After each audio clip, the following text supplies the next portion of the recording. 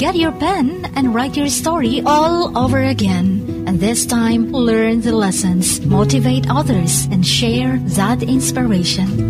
Dear Mugs FM with DJ Chini. Dear Mugs FM, Chin, 1 year na kasing hindi nagsusustento ang mama ng anak ko. So lahat ng gastusin sa akin, pati paggawa ng bahay, tinapos ko na din. Mga 80K na nagastos ko sa bahay. Ang masakit, sa sarili nilang lupa pa ako nagpagawa. And so ngayon, siya pang may lakas ng loob na makipaghiwalay sa akin. Siya na nga ang walang time para kumustahin ako dito sa Pinas eh. Legal kami, Chin. Kasado po kami. Pero hanggang dun na lang daw kami sa bata. Duda ako na may iba siya kasi sa status niya sa FB, pinalitan niya at pati apelyedo. Hindi ko nadala. Apelyedo niya na ang dala niya. Naka-unfriend na din ako sa kanya. Kahit sino namang ma-husband, magdududa talaga. Kaya nga ginawa ko last January 23, nagbakasyon ako ng Cebu. Sa Cebu. Kasi pag nagstay ako dito sa bahay, nasistress ako. At sobrang sakit pag may nakikita ako dito at naaalala ko ang lahat. Naawa ako sa anak ko. Hindi pa sana ako uuwi. January 30. Nagmakaawa ang anak ko na pabalikin niya ako dito sa bahay. Pero ang mama niya, kahit na isang word, hindi man lang nag-reply sa chat ko. Sa chat ko, na halos 1 page. Sobrang sakit, Chin. Mga nakaraang buwan, muntikan ko nang tinapos ang buhay ko. Pero naisip ko agad na ang paglaki ng anak ko. Chin, OFW ang asawa ko. Pero kahit ni piso since nag-abroad siya, hindi ako nakatikim. Sa halip, ako pang nagpapadala sa kanya ng pera noon. Para pang load data niya at extra food na din. Kasi hindi libre lahat doon sa amo niya.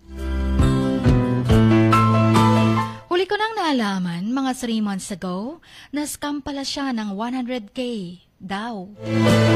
Nag-advance daw siya sa amo niya ng 1 year salary para for investment. Chin, wala akong ibang masumbungan ng problema. Gulong-gulo ng isip ko. Ayaw ko ding ipaabot sa kanya.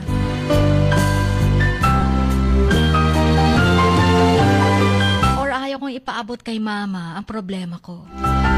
Kasi may sakit si mama at matanda na. Naguguluhan lang ako sa problema dahil sa sitwasyon namin sa bata. Kung ano ang magandang gawin ko. Kasi ang gusto ko, ang makasama ko ang anak ko. Habang wala pa dito ang asawa ko. Ayoko ding iwan ang anak ko sa biyanan ko or sa bayaw ko. Kasi ang gusto ko lang naman, Chin, ilabas ko ang bata, madala ko kung saan-saan. Sa ngayon kasi, sitwasyon namin ng anak ko, dito lang sa compound ng biyanan ko. Oo, may sariling bahay ako. At nagbukod na kami since 2021 pa. Umpisa nung bumalik kami dito, galing Manila. Ang sa akin lang naman, is madala ko ang anak ko kung saan-saan gusto ko na... Kung saan din gusto ng anak kong sumama. Pero pinagbabawalan siya ng biyanan ko na para bang walang tiwala sa akin. Na natatakot sila na ayaw kong ibalik ang anak ko sa kanila. 10 years old na ang anak ko. Gustong sumama sa akin ang anak ko. Lahat ng kabutihan gagawin ko para sa anak ko. Makasama ko lang siya. Hanggang sa tamang age siya. Kasi po, Chin, nabalitaan ko po na mag-e-extend ng contract ang asawa ko dun sa Riyadh. This year sana tapos na ang kontrata niya eh. Pero ang sa akin lang naman, wag nila akong kontrolin sa anak ko. Gusto ko sanang magpabarangay eh. Pero sa'yo muna ako lumapit kung ano ang magandang gawin ko bago ako pumunta ng barangay. May karapatan po ba ang papa na dalhin ang anak sa ibang lugar? Kahit ang mama ng bata ay nasa ibang bansa at ang papa lang naiwan para mag-alaga. May right po ba ako sa anak ko na 10 years old na madala ko kahit saan?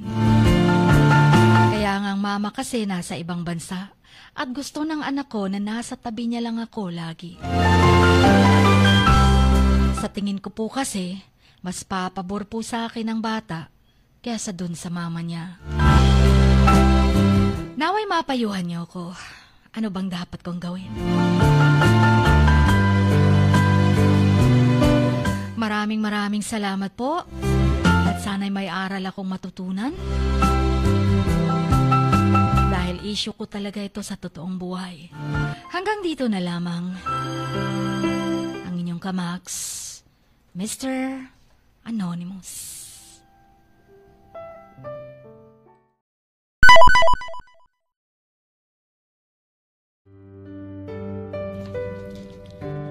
Sa bawat pagluha mo, may nakatagong kwento.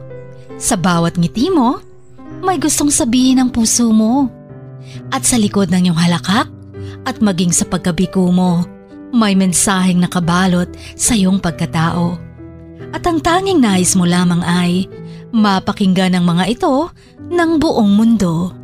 Dear Max FM with DJ Chini. Life has got all those twists and turns. Stand up for what you believe in. What lies behind you and what lies in front of you pales in comparison to what lies inside of you. Dear Max FM with DJ Chini. Sabi nga nila, ang pagsusulat kapag masyado mong diniinan hanggang sa susunod na pahina ay nagmamarka.